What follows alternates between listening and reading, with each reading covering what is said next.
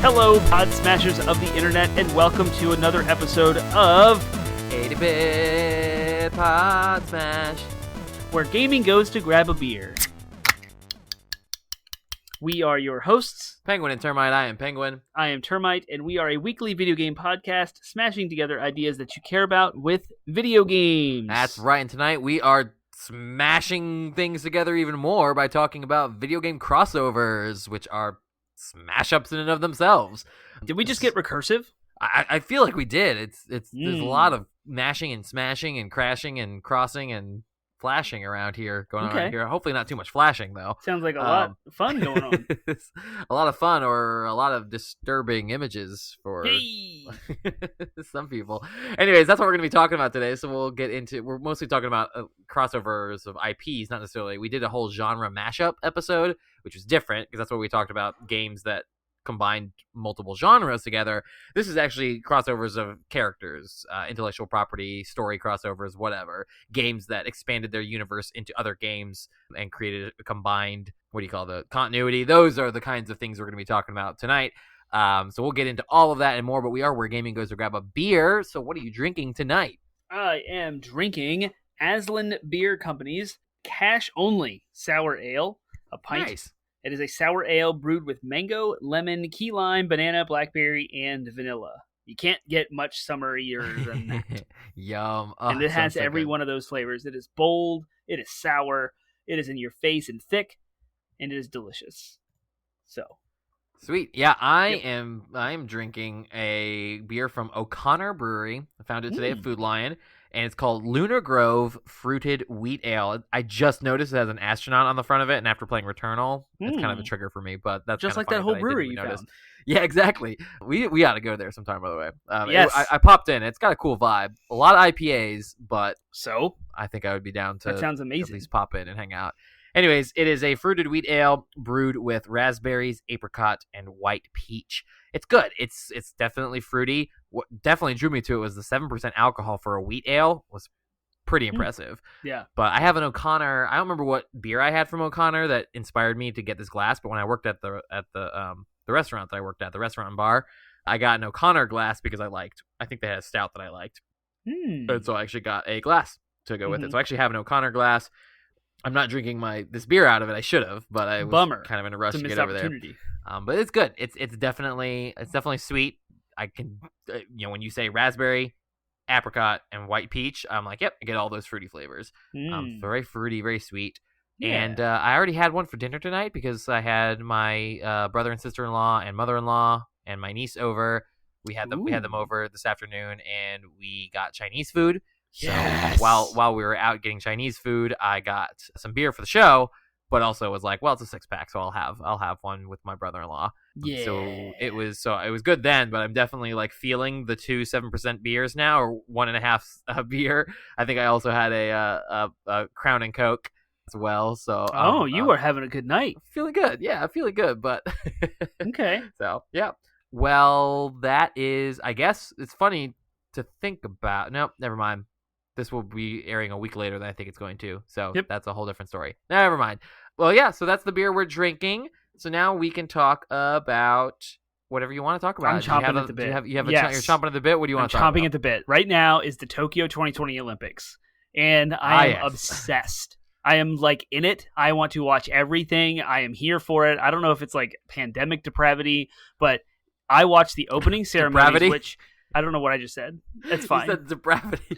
Sure. I think you meant like deprived, like you feel from the pandemic, deprived. Right? Yeah. Yes. Deprived and depraved are different words. And so by saying pandemic depravity, it's like you're basically saying this great evil that I am doing as a result of the pandemic. Oh, no, it's not what you're right. I was deprived. Yeah. Deprived, anyway, yes. As a video game podcast, I would be a terrible, terrible podcast host to not mention the songs in the opening ceremony of the Olympics.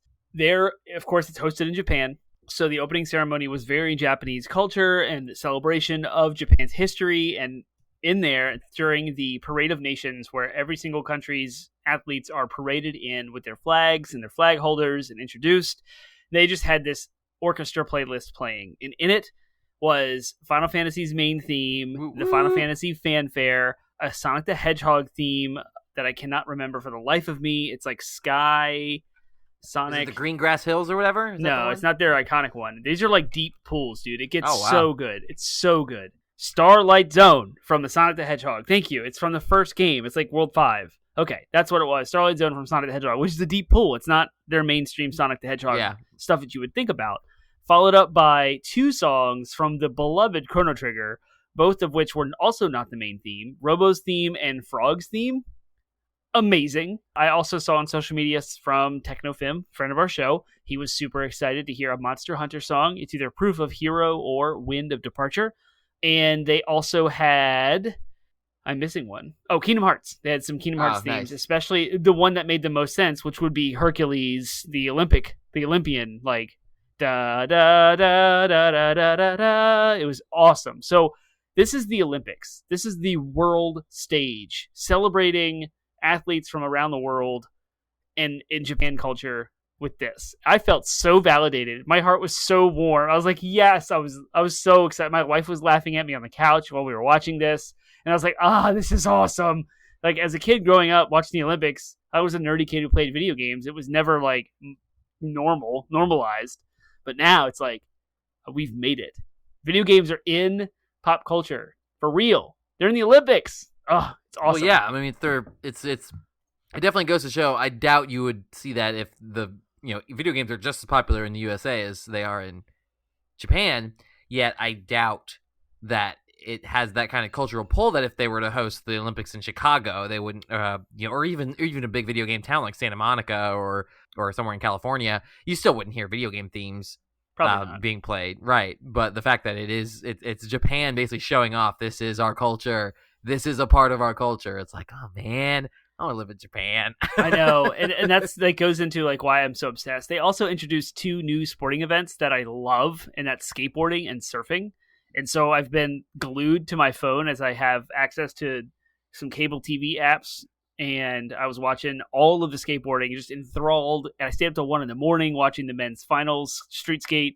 I had surfing on while I was doing the dishes tonight, so I could watch the men surfing. Saw the U.S. representation. I don't even know his name because I don't follow these sports like athletes individually throughout the year. I guess I should, right? Be a real fan, not just a fake gamer girl. But I hate that that's even a thing that like is in our gaming industry culture. I digress. Lexicon. I'm very excited, about the Olympics. And I also, as a gamer, go to google.com. The Doodle is a full-blown adventure game that will probably take 5 to 6 hours for you to complete in 100% it. I messed around with it. It's a 16-bit, ridiculously charming Super Nintendo-esque game with 7 mini-games, including some hidden ones. There's more than 7 that walk you through different Olympic sports, but you're on this island and you're like solving quests and doing side quests, and it is so awesome. And just go to google.com and click on the little play button on the icon, on the logo, and it's all celebrating the Olympics. I just feel like so connected to what's going on, and I'm like, at work, they're playing the Olympics in our big center court area with 3 massive screens. So all day, it's just Olympics, and we're all just like celebrating, and it's summer. I'm just here for all of it. I'm stupid obsessed with the Tokyo Olympics right now. And it's in Japan, which means it's just like the scenes. Oh, it's so good. It's so, so good. So I highly recommend any Olympic content you want to consume, please go do it because it's worth it. It's good. Nice. Awesome. Yeah. Well, cool. Well, the Olympics may be one of our favorite things, but doing this podcast is our favorite thing. Doing this podcast is our favorite thing. Favorite things. Favorite things is a segment of our show where we get to share with you something we're excited about, something we're digging, something we've discovered or rediscovered this week. And Termite will, I guess, have something in addition to the Tokyo Olympics. But since he just talked for a little bit about the Tokyo Olympics, go ahead. What you I'll got? go ahead and share my favorite thing. Yep. So it's a little bit too late for this to be of any use to anyone as far as a PSA goes. Because of when this airs, I had to look it up. But running through August 5th, so August 5th that just passed this past Friday, there was a promotion. If you have a PlayStation 5, you can claim 6 months of Apple TV for free. 6 months. So you basically have an Apple subscription until January if you claim it now, or claimed it now. But so we did that. Me and my wife, we did that, and primarily I was motivated to do that because there's only like one show on there that I really wanted to watch, and it's called Mythic Quest, and it is made by Charlie Day and Rob McElhenney, who do It's Always Sunny in Philadelphia. Rob McElhenney playing the main character. It's got a lot of great actors in it. Danny Pudi from Community's in it as well, which attracted me. But it basically follows a game development studio that is making an MMORPG, the world's biggest MMORPG in this fictional world, called Mythic Quest. And basically, the first episode is them launching their first expansion, and it's all the drama, and it's a fun sitcom. And they actually consulted, I believe, with Ubisoft to make it. So they have they had some industry insiders that were giving them some, consultations as to what the, various things, what the industry actually does in these workplaces. So there is some sort of, truth to reality in the way that they fictionalize this organization. But it's great. It's really, really funny and totally worth it. And they actually cover some pretty heavy topics, and they don't pull punches in regards to like the controversies in the industry. And they hit on things like, the capitalist structure of these organizations and publishers that stifle and harm creativity and the creative process. They cover all that. They talk about sexual harassment in the industry. It's really, really interesting, the kind of topics that they're willing to cover on this show. And it's also a really funny comedy with great actors and great performers. So totally worth it. Again, it's too late for people if you haven't claimed it already. You, Termite, should definitely grab the 6-month trial and check out Mythic Quest. I would love to watch Mythic Quest. I saw trailers for it, and I was like, I don't have Apple TV, but I really want to watch that show. Well, so, you can for 6 months. You can watch it if you claim it right now. It's great. I'm gonna do that. We're watching that. It's really fun. Really enjoying it. Highly recommend it. It's like $4.99 a month, I think, for Apple TV. And I would say if you grabbed it if you paid $4.99 to watch to binge Mythic Quest in a month, totally worth it. I mean, I just spent $5 on a Peacock subscription so I could watch the opening ceremony for the Olympics. So, yeah. So that is my suggestion. Not only is that my suggestion, it's also my favorite thing this week. I'm absolutely adoring the show. It's great. Nice. I have a weekend as my favorite thing because there's multiple things that happened. 2 things specifically. This past weekend we had, generally in December, every year, we get together with my wife's side of the family, and we call it the Nickmas, because their last name is Nicholas, and it's Christmas time, and we exchange gifts, and we gather for the day, and there's a huge meal and drinks. We have a great time catching up. Well, we missed that this past year because of the pandemic, so we did it now. So we had Nickmas in July, and because everyone was vaccinated, everything was safe. Well, almost everyone. That's a different story. But we got together, we cooked food, we had a huge meal, we drank, we skipped the presents this time, and we had an absolute blast catching up, talking about all the I have not seen any of these folks throughout the pandemic except for like my direct close family that lived close to me, but the ones that we traveled, I hadn't seen them in a while. So it was awesome. It was a great time. Lasted all day. I love grilling out for folks, so we had our deck, kids, awesome. The next thing that happened was my brother and my birthday are 10 days apart, so my dad, being a family tradition, always goes and gets a bushel of crabs from a local crab shop, whatever, crab house, and we sit and we pick an entire bushel of crabs for our birthday. And it was awesome. So we did that on Sunday. We went over there, cooler full of beers, crabs. It was amazing. Hours spent just picking. My wife made this awesome cherry chocolate cake for my birthday. It was my choice because I went through a recipe book and picked it. She made it for my birthday. It was my birthday cake. And awesome. Just an absolutely amazing time. So those 2 events together make my favorite thing the weekend. So awesome. If you're trying to recreate those things, you can talk to me. Bushel and I'll of tell crabs. You what I did. Yeah, where'd you get the crabs from? A place called Charlie's Crab House off of 218 in Fredericksburg. There, that's a tangible takeaway. Yep. It's crabs. Go do it. Crabs are awesome. Crab people.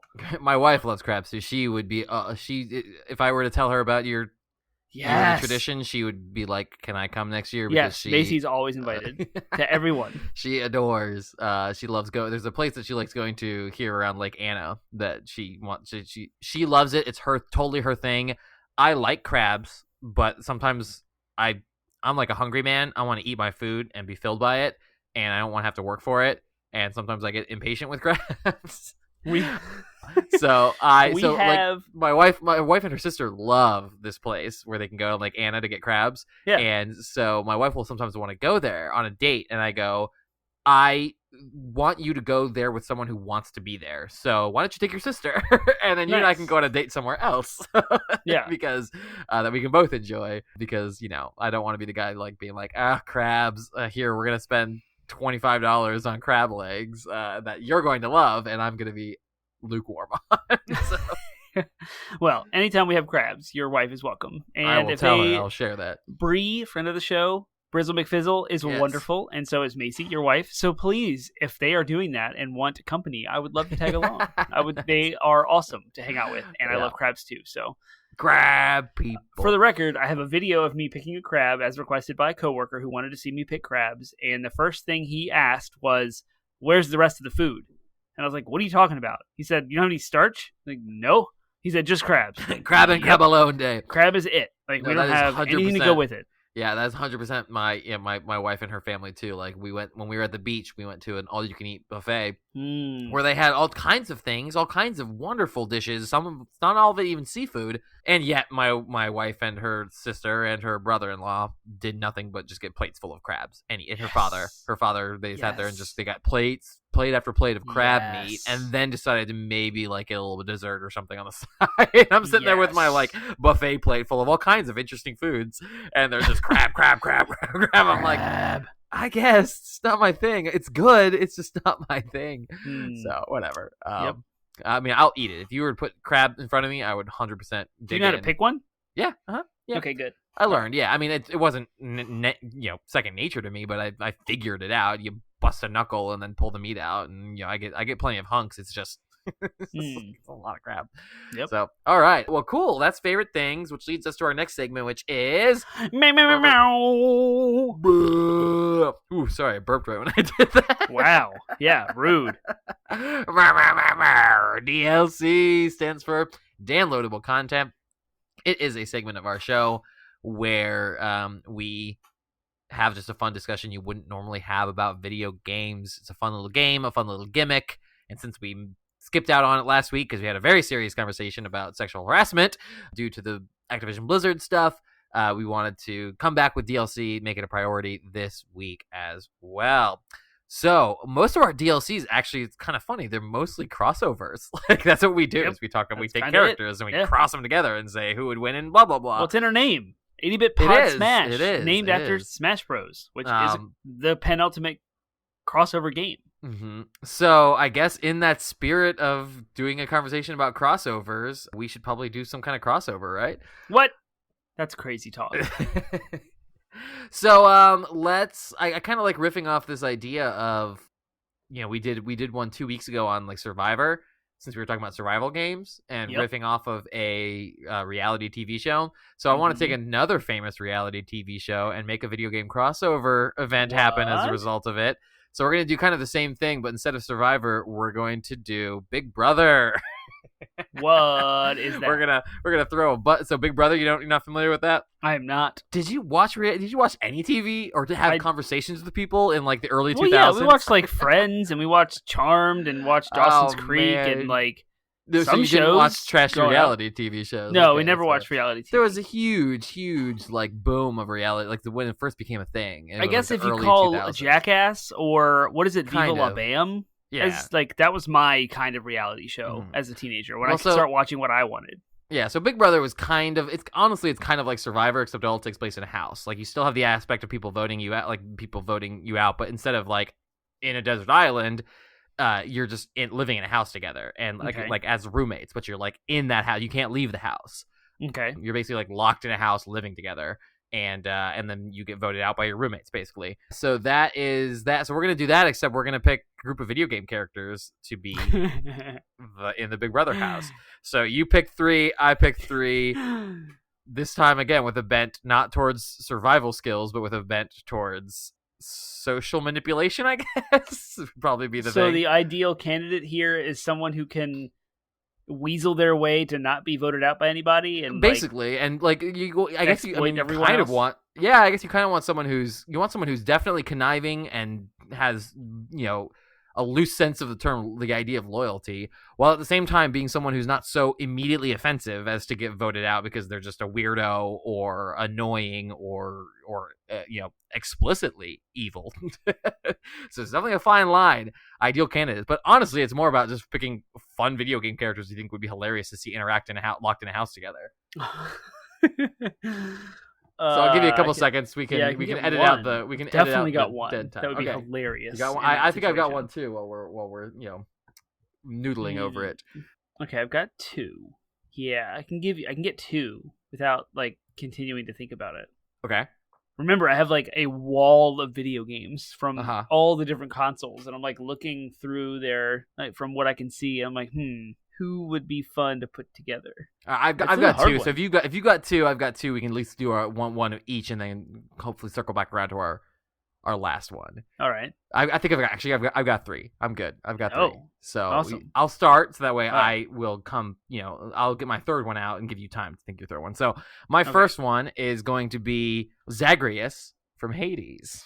Oh, I don't know anything about this person. Yeah, well, he's the main character, the playable character, and his entire story arc is about being trapped in the underworld with his family, and trying to escape, but also having to maintain his relationships with his family. Okay. Including his father, but he's very, very socially and he also maintains a relationship with the Olympian gods who are helping him escape, but he's very very socially savvy, very apologetic when he needs to, but still standing up for himself when he needs to. So, I'm going to go with Zagreus as my first choice. Exudes confidence. Physical abilities are nice. Also is not so offensive that he knows how to, navigate a social circumstance while not being walked all over. Yeah. I was going to go with whoever would be the most hilarious to be trapped in a house full of video game characters. Okay, that's great. Let's do it. And that would be Wario. That's awesome, because my second one is Waluigi. Yes. See, we were thinking about this. This is perfect. But you see, it's perfect too, because they're in the house together, which means that they have like a little power line, because they're they're not going to turn on each other until the end. So they're totally they're because this is the mere existence of both of them in the same house means that the other roommates either have to team up against them or appease them to play the game.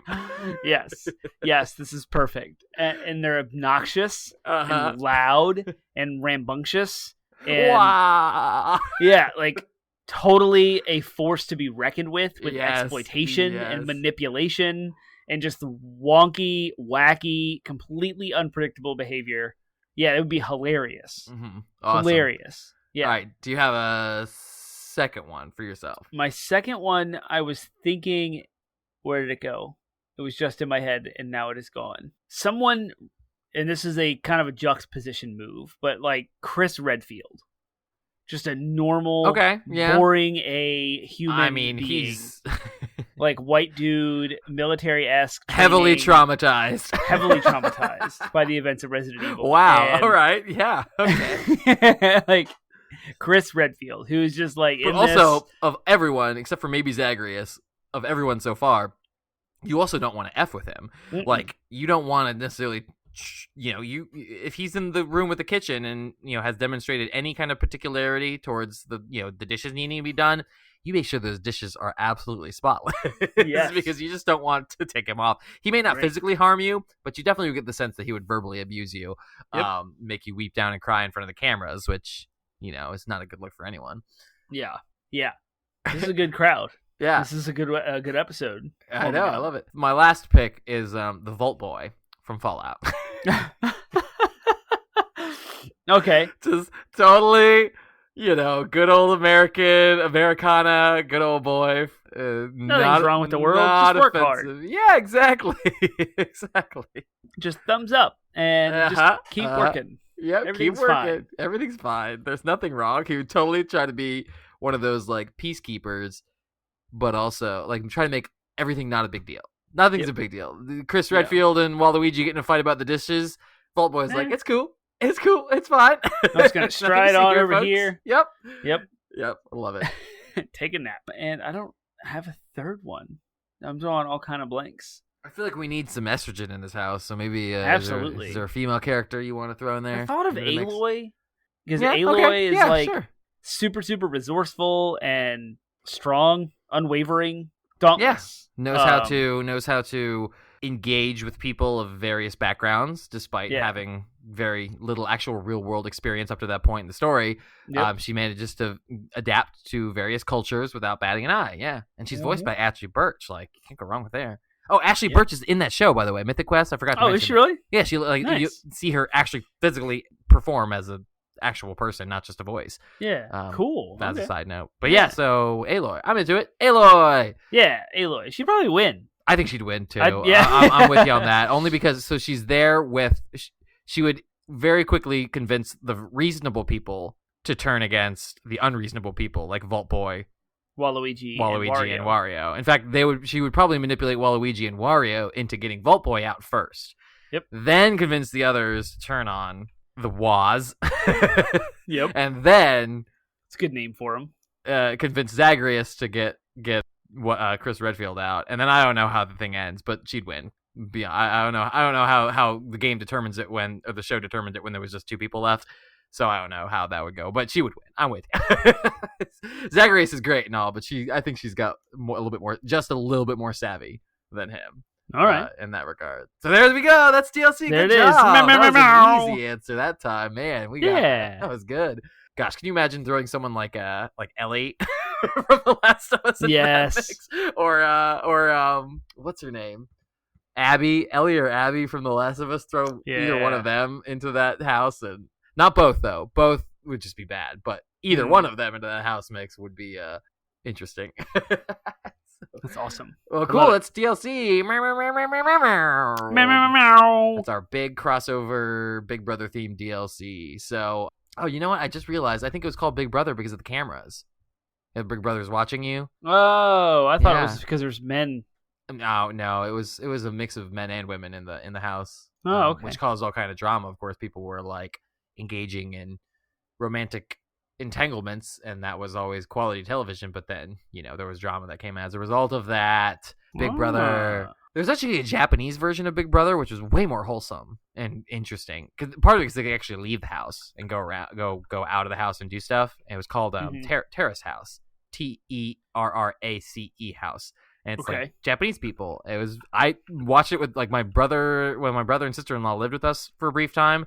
They like got us all into it, and we were like, me and my wife, we were just like, get together and watch Terrace House in the evenings. Nice. It was awesome.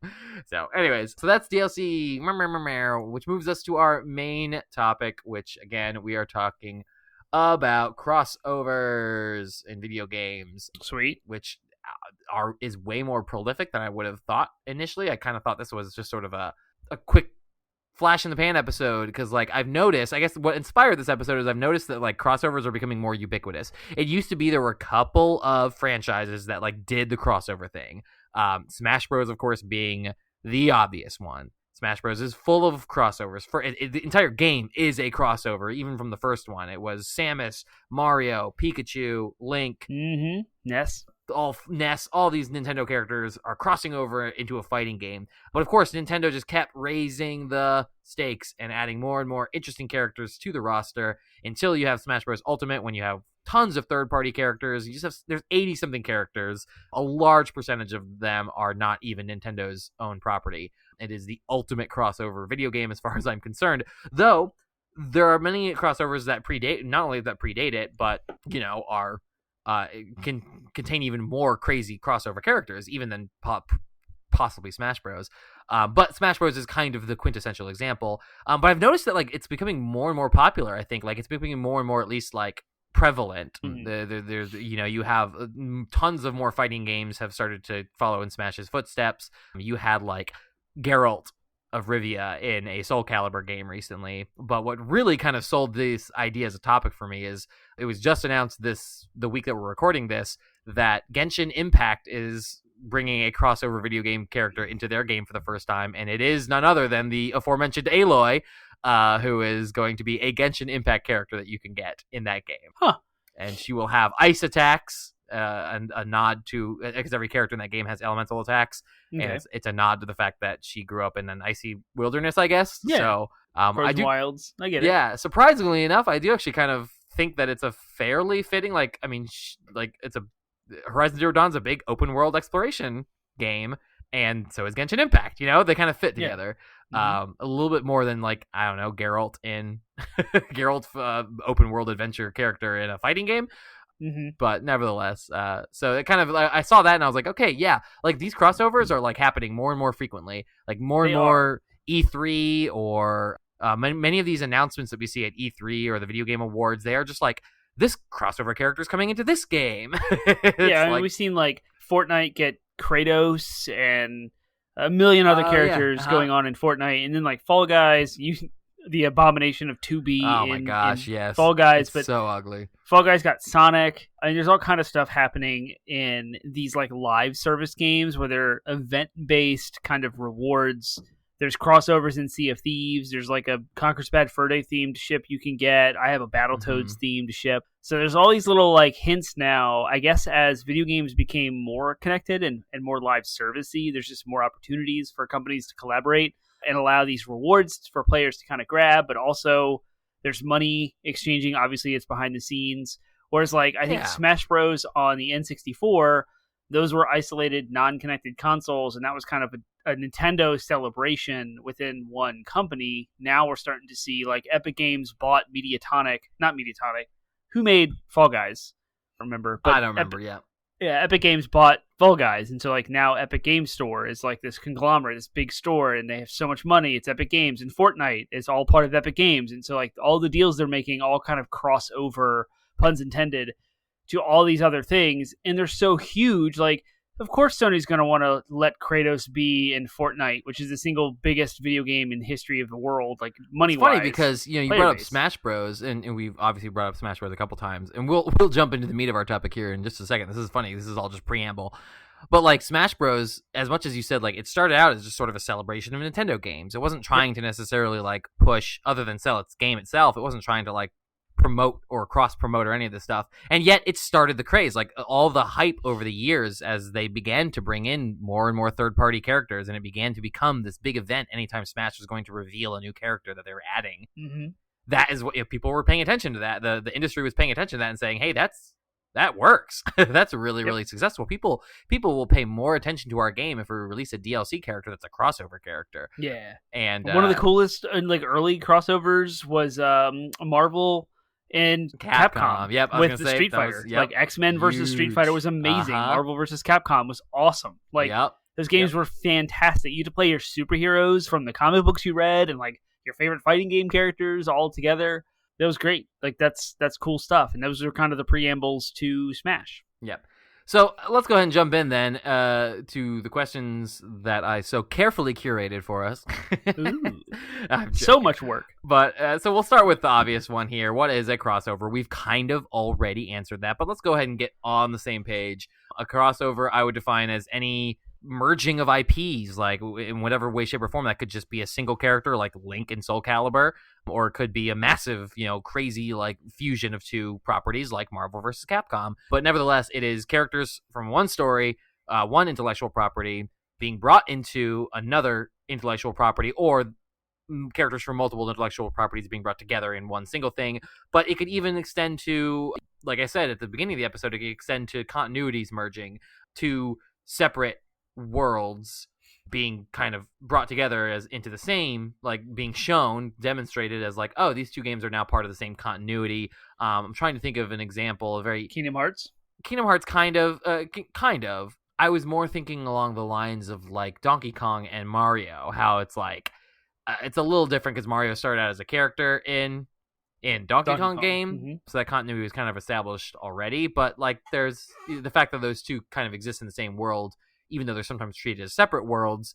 I would say that there are certainly not enough Donkey Kong Mario crossover events. There absolutely should be more, but those characters exist in the same continuity. I'm trying to think of another example of one where it was two separate ones to begin with that were merged into the same. Like, oh, these games take place in the same universe. I guess like one could argue the crossover. I mean, it was still Remedy Entertainment, but the crossover of Control with Alan Wake. Yeah. It's like they may have been planned from the beginning as to be the same continuity, but they weren't demonstrated at the beginning of being the same continuity. So it was were brought together by that DLC, the AWE Alan Wake expansion, or Altered World event, if you prefer the actual term. That expansion brought them together as a single continuity, and was also a crossover episode of those two IPs. I guess that's my quintessential example there. So yeah, that is what a crossover is. So let's jump into then some more examples and talk about what we think are some of the most famous / infamous crossovers in video game history.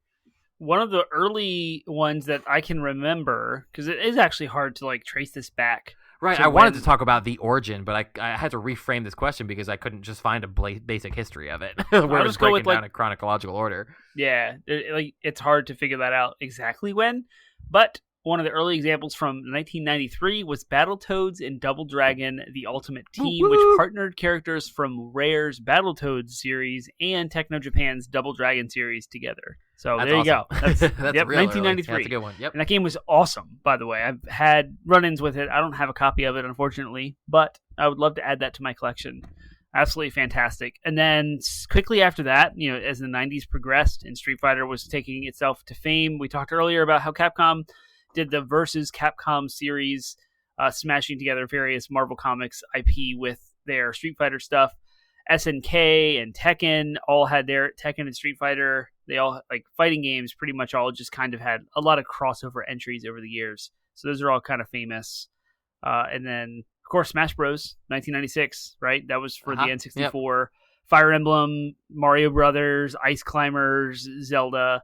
And then you can fast forward a little bit farther and get a very unique crossover, as I mentioned earlier, Kingdom Hearts, that took Disney and Final Fantasy characters with original IP and combined them all together into a new, amazing, like, big scale RPG that would rival Final Fantasy in scale, but ultimately, like, turn into this crazy convoluted mess that I love and adore, and it's absolutely amazing. And yeah, so that's kind of the highlights of crossovers as far as like the big AAA space. PlayStation also had a fighting game called, what was it called? Super PlayStation All-Stars. I can't remember. That's how insignificant, unfortunately, that PlayStation All-Stars Battle Royale was their kind of like competitor to Smash, where they mashed together all the PlayStation IP characters. So Sly Cooper, the Big Daddy from BioShock, Kratos, Ratchet, Little Big Planets, Sackboy, Nathan Drake.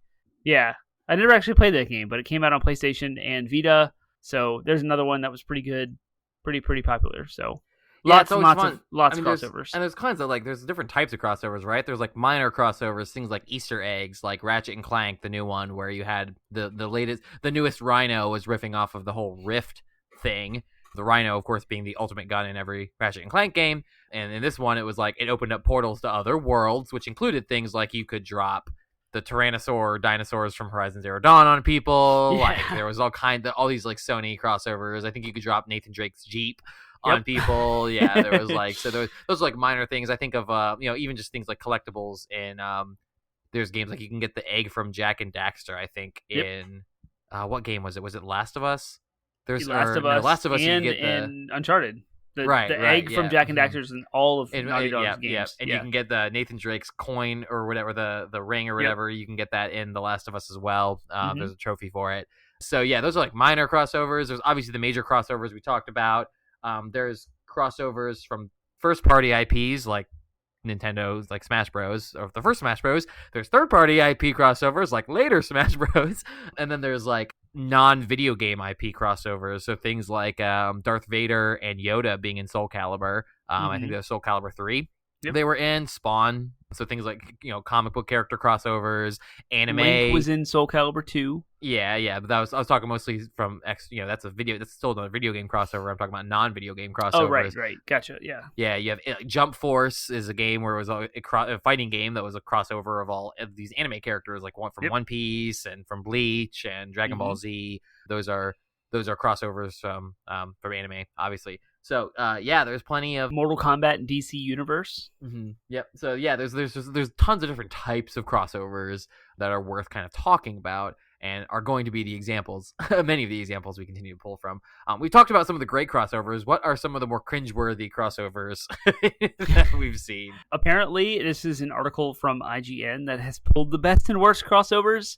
I don't really have a lot of experience with the bad ones, I guess, because they're bad. So you've been insulated from them, yes. Yeah, by virtue of them being bad. Sonic and All-Stars Racing. And I'm going to read from IGN here. This kart racer was already on thin ice for believing that the concept of Sonic driving a car was okay. Looking past that, you could make the case that the inclusion of guest characters from Sega games like Billy Hatcher and Monkey Ball were welcome ones. But the cast becomes diluted through the inclusion of non-Sega properties like Football Manager, Shogun Total War, and Team Fortress 2. Add that to the inclusion of YouTube personalities as DLC. What? And the whole thing starts to feel very forced and excessive. That is hilariously bad. So, Sonic and All-Stars Racing on the Xbox 360. Yeah, that's bad. That's cringy. Yep. I mean, even Fortnite has done like real world crossovers, like real people. The ones that come to mind, I know they had like a Ninja, the streamer, and they just recently did a LeBron skin to cross promote Space Jam. Which, I don't know, that doesn't bother me as much because it's Fortnite. Maybe it's because I don't care about Fortnite, so I don't care. I don't know how the actual players feel about that. But yeah, that's a little weird when you have like real world crossovers. Mm-hmm. I mean, I don't know. It's one thing if you have like a Abraham Lincoln skin in Bloodborne, which there's not, but that would be cool because that would be fitting, right? Like have a big old top hat and a cane, like that's literally the look and vibe of Bloodborne. But I don't know how I feel about LeBron. He's like a living person in Fortnite. It's a little weird. Yeah. I'm thinking of some of the more modern cringy ones, and we mentioned at the earlier in the episode we mentioned the fact that there's a 2B from Nier Automata skin in Fall Guys now, and like I need you guys, if you are listening to this and don't know what I'm talking about, I need you to Google it right now if you can. If you're not driving, you need to Google this. Just type 2B Fall Guys and the letter 2. Sorry, the number 2, the letter B, space, Fall Guys. It is absolutely hideous. It is the most disgusting thing I've ever seen. Not really, but it's pretty gross. I'm being hyperbolic, but it is really, really ugly and I cannot imagine anyone wearing it other than an opportunity to troll. So it is just one of those like cringeworthy crossovers as far as I'm concerned. Mm-hmm. Which is funny because 2B is in a lot. I mean, 2B is just an insanely popular character from Nier Automata, and there's so many crossovers that she is in. Tons of anime games have 2B in it.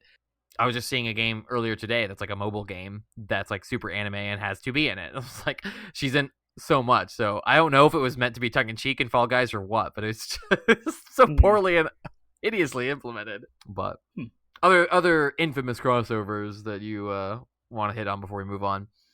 I don't have any really, really, really bad ones. Apparently, Mortal Kombat vs. DC Universe was not received well, and I never took this one as a bad one either. But Air Guys was a fighting game in the PlayStation 1 era. It was an arcade game. It was a genre mashup more than a true crossover, which is a different type of crossover.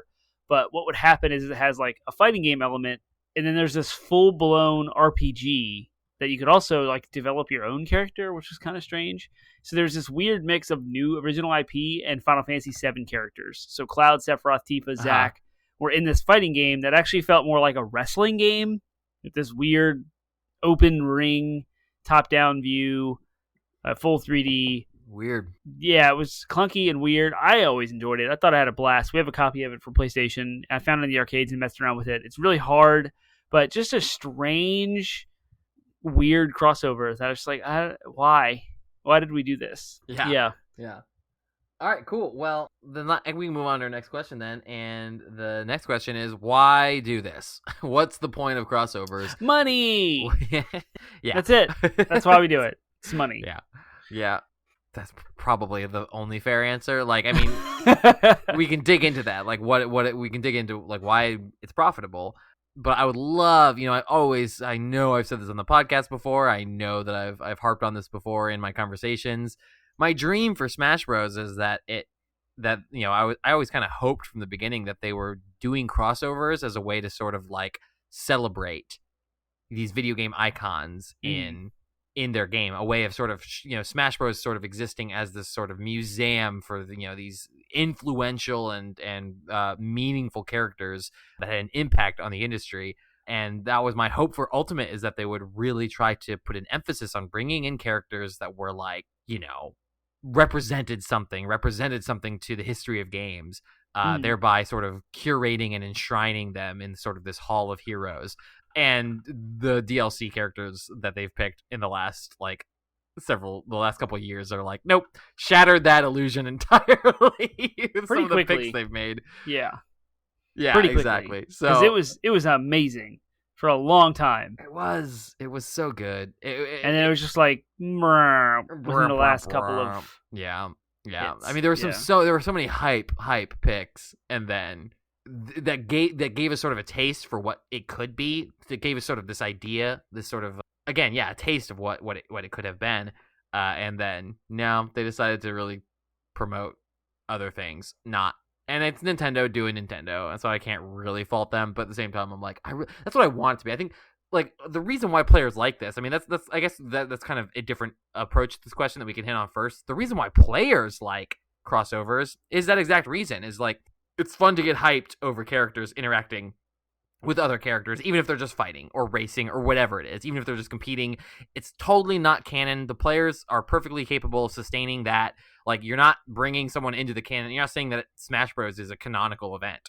Like Link never went to a world of toys to fight Mario. Like, that never happened in any of the Zelda canon. We can sustain that. Like, that's totally fine. Those games can exist side by side with their actual sources without influencing our perception of the story. So, therefore, it's fun to, like, get hyped about characters.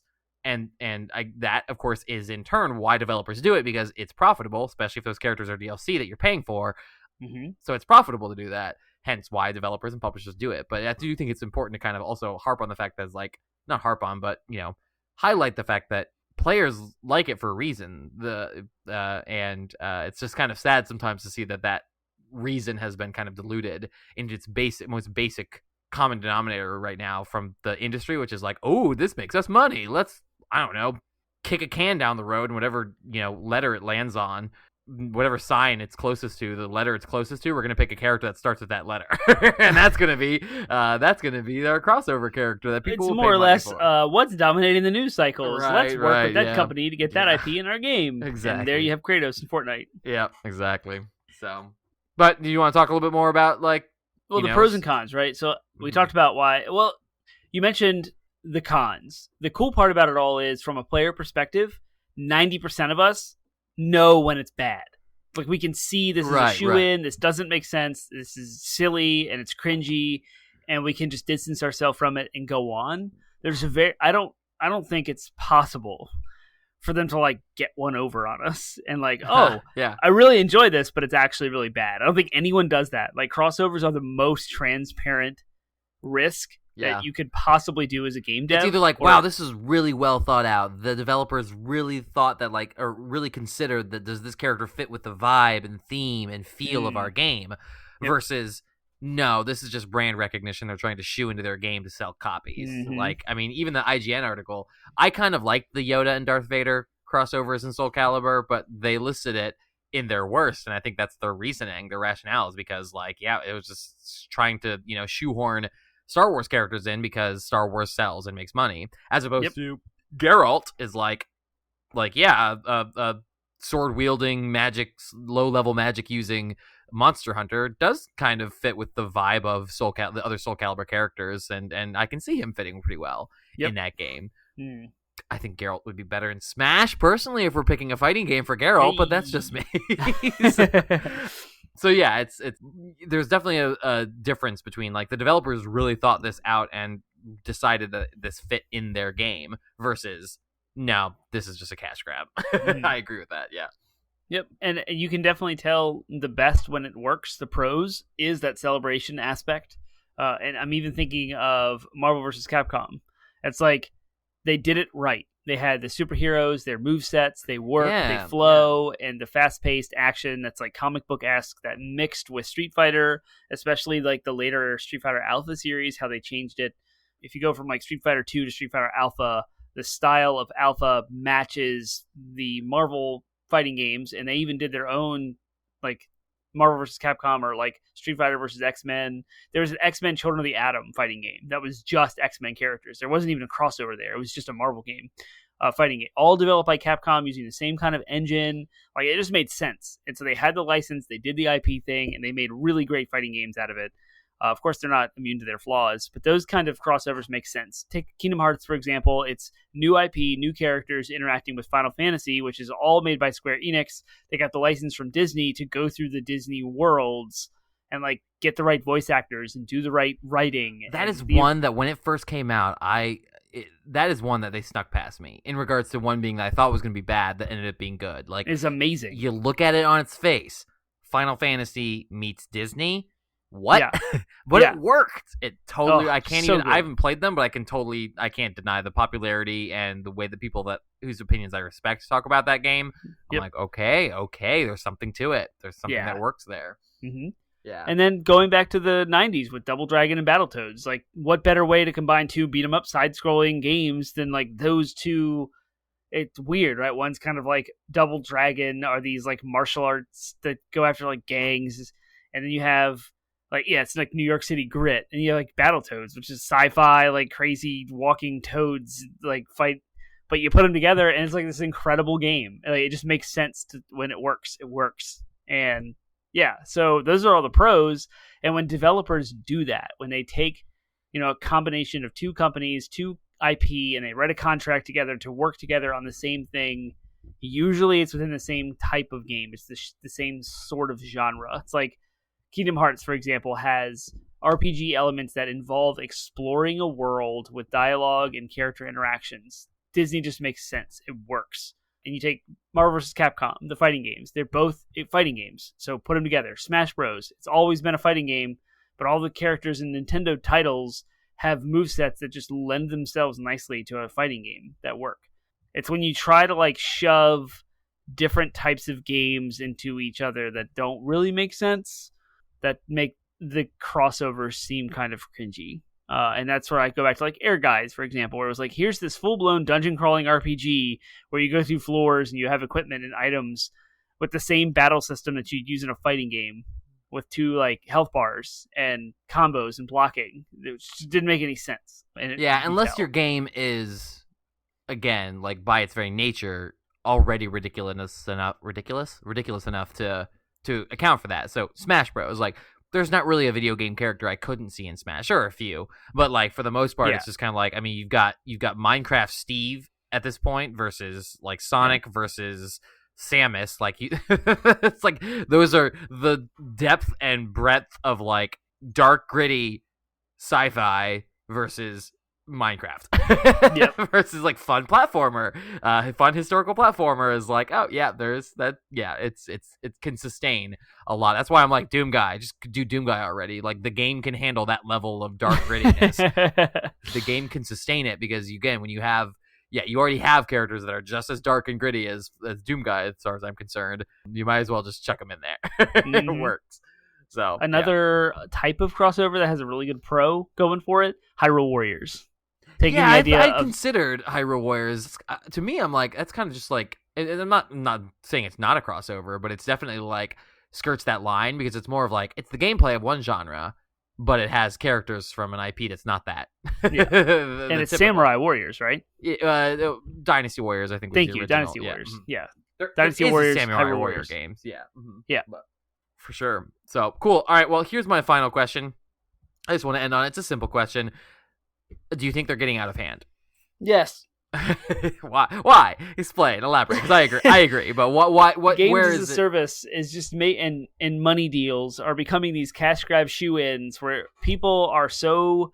Like, companies, I guess there's whales out there that are doing it. Consumers are spending dollars on costumes and cosmetics. And it's just like, it'd be so easy to like shoehorn something stupid into Marvel's Avengers because you can spend $2 and get a cool skin for Thor that represents like Final Fantasy's Black Mage or something. Like, you easily make anything work that doesn't make creative sense, but it makes financial sense, and just make it happen. And it's because of the nature of microtransactions and how normalized it is and how it's in every single game.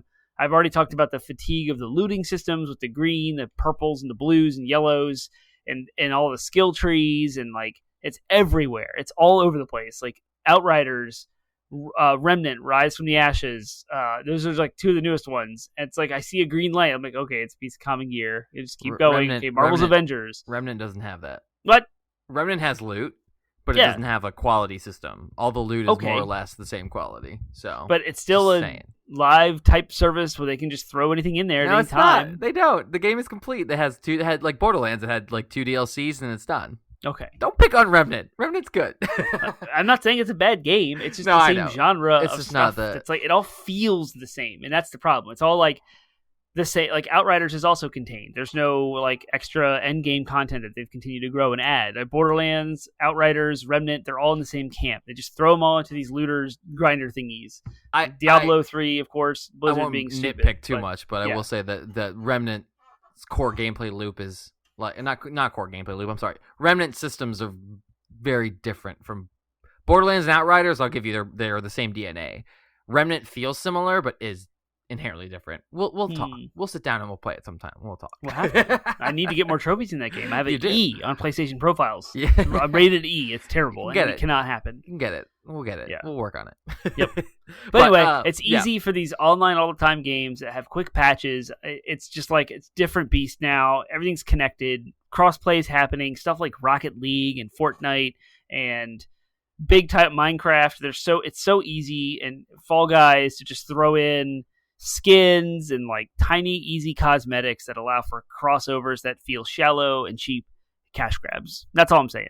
No, I'm with you, and I'll add to that by saying that like I agree with pretty much all of that, but in addition to that, like when it starts to take up the news space, in the sense that like when all these companies are trying to like hype up their games in like quality airtime for these big events like E3, where there's so much attention, everybody wants that time to be maximized, showing off cool stuff, and instead we're getting a trailer for, Bumbutt in Bumbaroo game in Fortnite, whatever, like from Bumbaroo game in Fortnite, like nobody, stop, I don't care about that. I want, like, I'd rather you announce a Fortnite expansion or something, but they're treating it as if it's these big hype content reveals when it's really not. It's really like the most shallow, the most watered down version of that, with the exception being Smash, and it's only because Smash did it first and did it right. You know what I mean? Like when Smash reveals a new character, I'm here for it. Even if it's not a character I care about, it's like an event, because that's what Smash has built their entire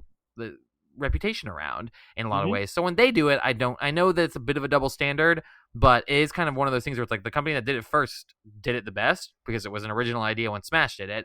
But now all these imitators being like, ooh, we can take up quality airtime during these Nintendo Directs or whatever to reveal this just absolute garbage crossover character in our game as DLC that we can charge $5 for or whatever. It's like, no, stop it. Stop trying to be Smash.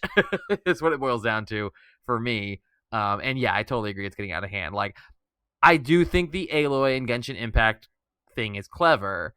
But when I did see that announcement, I did kind of also roll my eyes. I'm just like, okay, is this going to be the new thing? Is this going to be how they draw Genshin Impact players or people into Genshin Impact, is by crossover characters? Because if they do, that says something about the design of your game. It says that like your unique characters, your first party characters, are not interesting enough to actually draw players. So you have to start mining the third party characters. Okay.